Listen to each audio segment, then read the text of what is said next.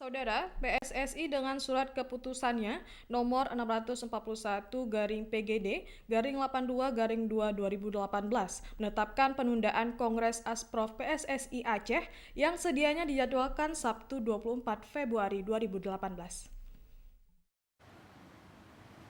Kongres tersebut ditunda untuk menghormati kesepakatan yang dicapai pada sidang mediasi Bauri 15 Februari lalu dan rapat komite PSSI 16 Februari 2018. Ketua Asprof PSSI Aceh Adli Calok mengatakan dalam surat yang diteken Sekjen PSSI Ratu Tisa, rekomendasi waktu pelaksanaan Kongres PSSI Aceh akan diinformasikan pada tanggal 23 Februari mendatang.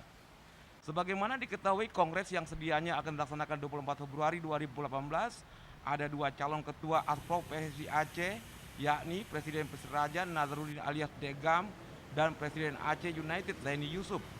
Sementara Adli Calo dan Johar Ling Eng ditunjuk PSSI sebagai PLT Ketua Asprof PSSI Aceh.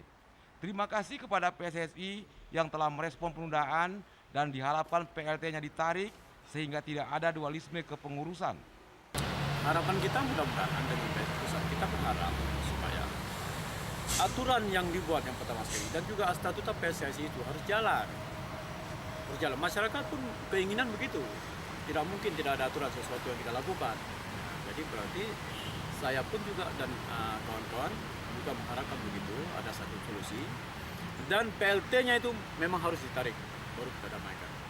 Jadi hari ini alhamdulillah sudah di pending buat sementara, tapi pusat meminta kita untuk menghadiri acara besok dan lusa 3 hari ini.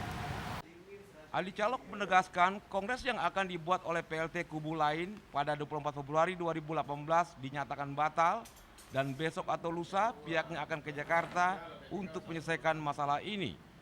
PSSI harus tetap berpedoman pada statuta dan diharapkan setelah diputuskan tanggal kongresnya kemudian bisa berjalan secara damai dan tidak ada lagi aturan yang dilanggar.